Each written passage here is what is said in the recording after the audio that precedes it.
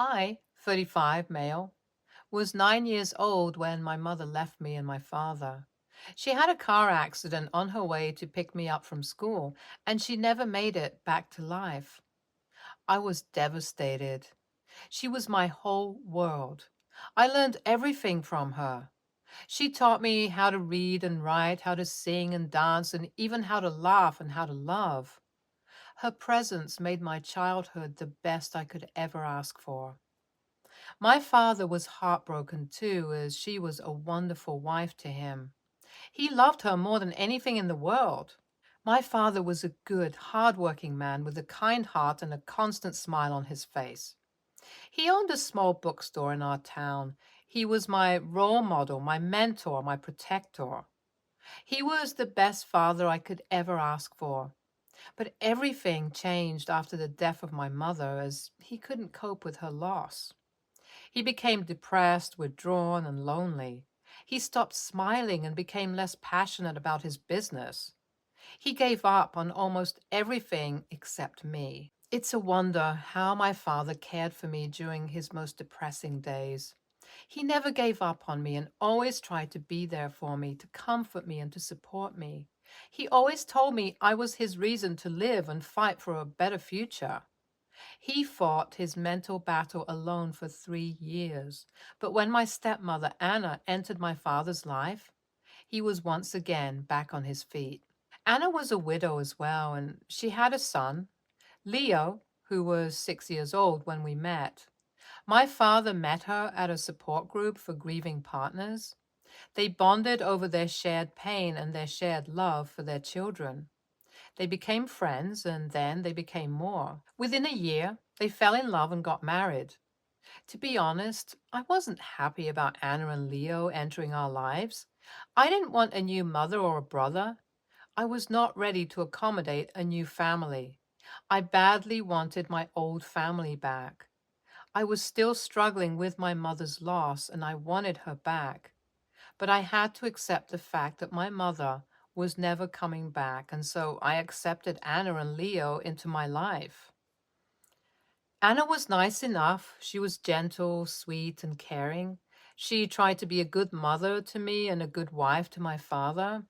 She tried to make me happy and make me feel welcome in her home. But she couldn't fill the hole that my mother left in my heart. Leo was a quiet kid. He was shy, timid, and scared. He had a tough time coping with the loss of his father, but he tried to be a good brother to me and easily got along with my father. But the fact that he was not my mother's son kept bugging me and made me feel distant towards him. It was strange to see how the three got along very well, which made me feel like an outcast. I resented them for taking away my father's attention and affection from me. I felt like they had invaded my space and changed my routine. I felt angry when I saw them being happy and normal when I wasn't. So for the first few months, I ignored them both. I ignored their attempts to bond with me. I was indifferent to the love they showed me, and I stayed indifferent to their feelings and emotions. My emotions towards my new family on Leo's 7th birthday. Anna had organized a small party for him at our house. She had invited some of his classmates and some of our relatives. She baked a cake and bought some balloons and decorations. She had done everything she could to make it special for him, but he wasn't happy. He looked nervous, anxious, and insecure. I saw that he didn't know how to interact with the other kids or adults. He had no idea about how to have fun or enjoy his birthday. He struggled to be himself or express himself. He looked like a lost puppy in the middle of the crowd, and I could read his feelings because it reminded me of how I looked when I lost my mother. I felt like he needed someone who understood his feelings other than just living with him. That's when I started looking at him like he was my little brother. I saw that we were not brothers by blood, but by bond. Destiny had brought us together, and now we had to stay together and support each other. He was already trying to be a loving little brother to me, but I had never reciprocated. So I decided to be his brother and stay in his life for real. For the next few years, I helped him come out of his shell and experience the world fearlessly. I took him under my wing throughout his teenage years and taught him everything I knew about life. Through my interactions with Leo, I started liking Anna more. Anna always thanked me for taking care of her son while he was struggling. I was happy to do my part as a big brother, and Leo had always been thankful to me for it. By the time I was 25, I had moved out of our home after college and was working. That's when I met my ex-wife, Lisa. She was a colleague of mine at the law firm where I worked. She was beautiful and had all the qualities that I seek in a partner. She was everything I ever wanted and more. We fell in love and got married 2 years later. I was over the moon as I felt like I got the woman of my dreams, and I thought nothing could go wrong. But I was wrong on many levels. Lisa revealed another side of her during our marriage. She became controlling, manipulative, and abusive. She would criticize and belittle me openly in front of our friends and family. She lied to my face and gaslighted me into thinking she was the victim each time I caught her lying. She took everything from my life and gave me nothing back. She was toxic, and I didn't see it until I found out that she was sleeping around with her friends. My brother, Leo, was 23 years old by the time my marriage was ending. I could see that Lisa was showing a special interest in him. Leo was studying at an art school. He was talented, creative, and passionate about his studies. Lisa was constantly trying to text him and trying to meet him in person, but Leo was busy with his coursework, so he kept pushing their meeting further. I didn't want a toxic woman like her to enter my brother's life and ruin it. So by the time we filed for divorce, I met him and warned him about Lisa. He listened attentively to me and promised me that he wouldn't let her into his life. But immediately after the divorce, my brother broke my trust and slept with my ex-wife. They didn't care about me or how I felt. They only cared about themselves and their twisted affair. I was sad that my brother didn't listen to me. I loved him more than anything in the world. I had raised him from a shy kid to a confident man, but he listened to my toxic ex-wife instead. I confronted Leo about this, and all he could tell me was to get over it. He thought that I was bitter because he slept with my ex-wife. But my real issue was the presence of a toxic woman in his life. I told our parents about this, and even they thought that I was jealous of Leo. So I moved away from home in the next few months and focused on improving my life and mental health. A few years later, yesterday, Leo knocked on my door again. By this time, he had married Lisa, and they even had a child together. But I hadn't seen my family in the past for years. So Leo appeared like a stranger to me, a stranger who looked like my brother, who I knew years ago. He's in his late 20s now, but he looked like a mess, and I felt like he was older than me. He was a mess. I didn't have much sympathy left for him, but I still took him inside and gave him something to eat. When he started to talk, his eyes were filled with tears, and his voice was guilt-ridden. He came back to me with apologies on his lips and regrets in his soul. He told me that he was broke and he had lost everything in his life. He didn't know where to go and ultimately came to me for help. Now, he needed his elder brother. He came back to me because he had nowhere else to go. Instead of being spiteful and judging him, I decided to listen to his side of the story. He told me how he married Lisa and how they had a son. He showed me photos of his son with passion, and I could see that he was a loving father. He told me how he built his whole life around Lisa and their son. He loved being a husband and a father. The only thing bugging him then was the strained relationship with me. But Lisa had made him promise never to approach me again to patch up. So he kept his word and continued living his life without me. But soon enough, Lisa showed her real self in their marriage. She started to mock him publicly and openly started cheating on him. Leo knew about her cheating, but he was ready to forgive her for the sake of his son. But he was devastated when he discovered that she was sleeping with his best friend, Max. His best friend was also his art partner and his business partner. It was incredibly difficult for him as cutting them off would destroy his career and life. But he was courageous enough to confront Lisa and Max, and they admitted to their affair. They told him that they didn't care about him or how he felt about it. After confronting Lisa about the affair, she took their son and left with Max. Max has pushed Leo out of their business, and now he has nowhere to go. He told me this story yesterday, and I let him sleep at my house for the night. But today I asked him to leave my house and move in with our parents, as I didn't want to take part in any of the drama. He left immediately, but since then, I have been feeling guilty. Am I the a-hole for denying help to my stepbrother who married my toxic ex-wife after our divorce? Update 1. I couldn't sleep last night thinking about the miserable state of my brother.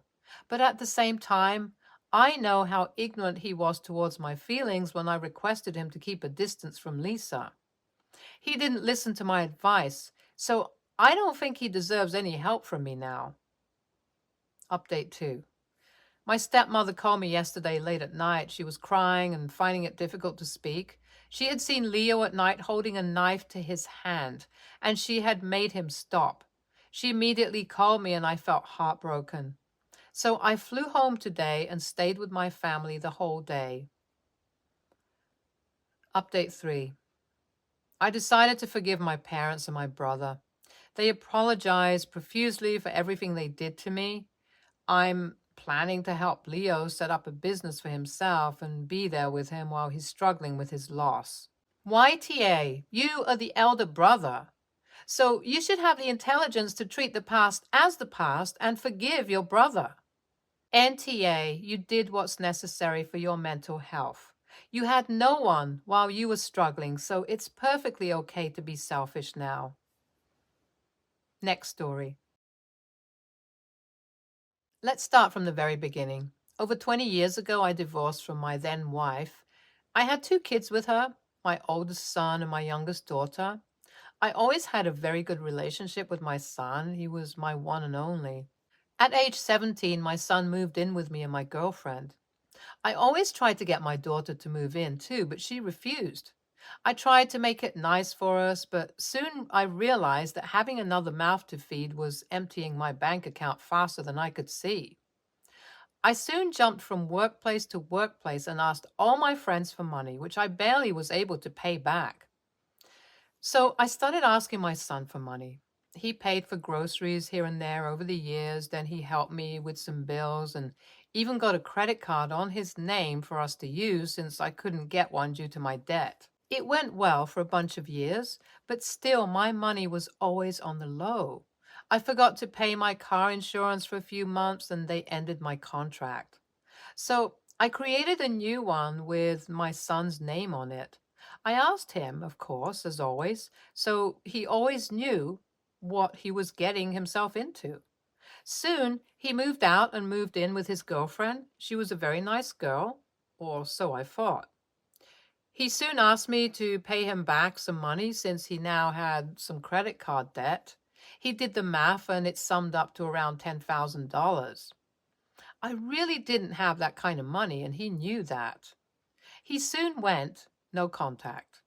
He visited me and we talked normally for some time. Then he started asking me for my car. He asked me if I could give him my car so he could sell it to pay off his debts. I told him no immediately. I needed the car for my new job since it was in the neighboring city. He told me to take the train and bus and that there were cheap tickets and my job could help me get a permanent ticket. I told him that I couldn't do that. That was at the end of 2021. I told him if I didn't have the money for his debt until January of 2022, he could have the car. After that conversation, he went no contact. January came and I didn't have the money. I really couldn't bring it up, and I told him that.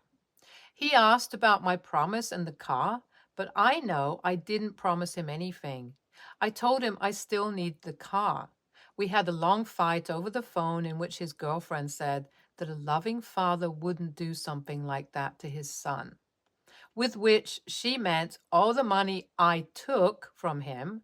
And with that statement, she was dead to me. I got diagnosed with depression due to the situation. I do regret my mistakes, but I think he made me suffer enough. I miss my son, but until he apologizes for treating me like this, I don't want to have anything to do with him either. I feel so torn. My daughter isn't there for me either. AITA? TLDR. I refuse to give my son my car to pay off his debt, blaming me for everything, even though he always knew what he's getting himself into, and now doesn't talk to me. AITA? YTA. You majorly took advantage of your son and set him up to struggle in life, and you should be embarrassed and ashamed for that. I suspect your financial issues backdated his moving in, and his eating habits did not put you underwater. Why did you want your daughter to move in if you could already not afford yourself and your son? Oh, hey, I had deadbeat parents just like you, and it took me until my mid-30s to reverse the financial damage they caused. And at 43, I'm still dealing with the emotional damage. YTA, man, I have 3 sons all over 18, and if I did what you did, they'd be justified in never talking to me again. By the way, I haven't spoken to my deadbeat father in years and won't be attending his funeral. This is what you're setting up for yourself. Next story. First world problem here, but I'm being called an a-hole for it. A brief summary. I spent most of the pandemic turning my basement into a world-class home theater. I designed it, I spent the money, I spent the time. It took a lot of effort. It's a work of art with a 120-inch screen, laser projector, Dolby Atmos sound system, comfy sofas, popcorn machine, and snack bar. It's all as awesome as it sounds. Needless to say, it's become very popular with family, with friends, with the kids.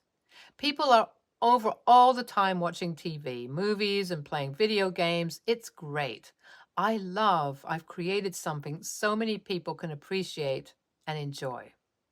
While the vast majority of the time this theater is available, I've made it clear there are times when I want it for myself. Certain sporting events, and most certainly the Super Bowl, which is kicking off shortly. I made it clear anyone who wants to join me is welcome. There will be popcorn, pizza, and drinks. Come on over, should be great. My wife is off doing something else, and our kids, teenagers, are off somewhere else. As it turns out, I thought I might have it all to myself, and that's fine. But, like I said, anyone was welcome to join me. I got a call yesterday from family. Wife's sister-in-law, who's married to my wife's brother, who have a couple of kids, 11 and 9, asking if they could come over for it.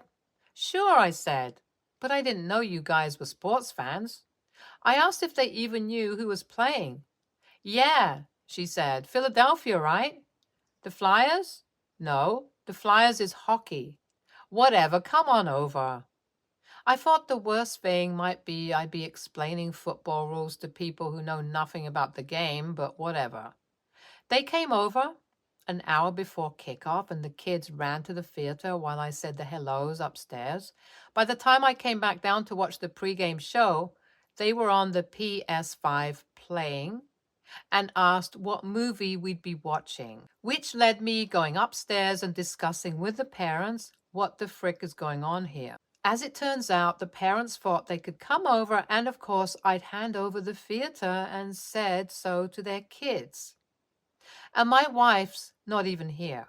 After all, I just want to watch the game alone. Why not watch upstairs in the living room? It's a nice big TV. Yeah, no. If you want to watch a movie, go right ahead. The living room is indeed available, but the theater is the Super Bowl. Which led to a stupid argument, me being called an a-hole, crying kids. I think they've left, but I'm not sure. I'm downstairs alone and I don't care, but I am pissed off that this mood is kind of ruined. Casey just won the coin toss. This is about to begin, and I'm thinking about this bullshit instead of the game. I texted and left a message to my wife explaining what happened, but have not heard back yet. Okay, first down flyers. That's it for now. But feel free to explain to me if I might be the a-hole in this scenario. I sincerely don't think so. Post-game edit. Thank you all for responding, overwhelmingly agreeing with what I thought. That's validating. A few of you touched on a point that's not irrelevant and good food for thought, which is that they knew my wife would be away, and I don't think they'd have tried to pull this stunt if she'd been home, alluding to the point that these people are using me, or at least trying to. I have to reflect on the fact that there's some truth to that, and that's for a whole other post. I have been very open and generous with this theater, perhaps too much. NTA, they were more than welcome to share the theater with you so you all could watch the Super Bowl. But they lied to their kids in the hopes of pressuring you to give in to take the theater for themselves to watch a movie by themselves. You were wise to stand your ground. Honestly, your wife's sister-in-law and brother are the a-holes here, 1,000%. If I were you, I'd never, ever have your wife's sister-in-law and brother over again. You're being more than generous to share it with people. But if anyone tries a stunt like that, I'd ban them from the theater permanently. NTA, these people thought they could come over to your house on Super Bowl Sunday and take over your home theater? Talk about a sense of entitlement. If they even thought of arguing with me at my house, they would have been going the hell home. Forget that nonsense. Next story. I, 24, male, am estranged from my brother, 20, male, for reasons that are my fault. Extended bullying on my end when we were kids. He went no contact with me when I moved out for college, and in those years, without contact, I realized how wrong my behavior was and started therapy. I've since expressed my remorse and desire to make amends to my brother, but he's declined any further contact. For family events in the years since he went no contact with me, we've sort of traded off. He'll go to one thing, I'll go to the next. But my mom is getting remarried in the fall, and obviously she wants us both to be there. I've told my mom that I'll do whatever I can to make it possible for both of us to be there. If he doesn't want to talk to me at the event, I'll do my best to make myself scarce when he's around. But it's looking increasingly like my brother will choose not to attend if I'm there. My therapist wants me to stand my ground and go anyway, but I'm feeling really guilty about it, especially since the estrangement is entirely my fault. My brother has good reasons for not wanting to see me. I'm remorseful now, but for many years in our childhood, I treated him terribly. I feel like choosing to go is sending him the message that I'm more important to the family than he is. Edit. Thanks for the perspectives, guys. I'm choosing not to elaborate on some things that might give context because I worry about this post becoming too identifiable, and I know this sub has a large reach. I hope this doesn't come across as unfair, not playing by the rules of the sub.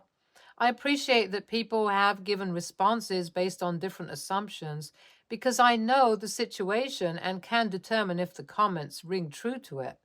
The most important takeaway I have right now is that it might be time to seek another therapist who can give me a second opinion with the full context, rather than just the limited context I can give to Reddit. Info. Is there any possible compromise, like wedding for one of you and reception for the other? I assume not, and this could be awkward if people question your mom about it. I'm confused by the therapist saying to stand your ground. It's not like your brother is excluding you from things, he just won't attend if you do. It seems needlessly confrontational, aggressive. I don't know anything about therapy, though. RO1. I have talked to my mom about splitting up the reception ceremony. The issue there is doing it in a way that doesn't bring undue attention to it. My immediate family knows the full story, but my extended family doesn't. And my brother, from what I've heard from my mom, doesn't want to tell them about the estrangement.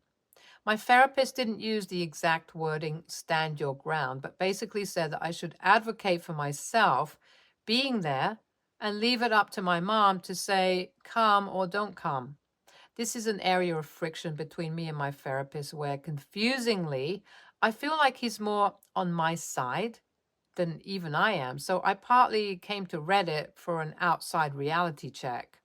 WNBTA. Obviously, you made some mistakes and you are owning responsibility for those mistakes. Your brother will need to decide for himself how he chooses to move forward. Maybe he never forgives you. That's his choice. But he can't control the fact that you share a mother. Her wedding day is not about you and your brother's issues. You should both do your best to make it special for your mom. Stay tuned for more stories from Argo Relationships.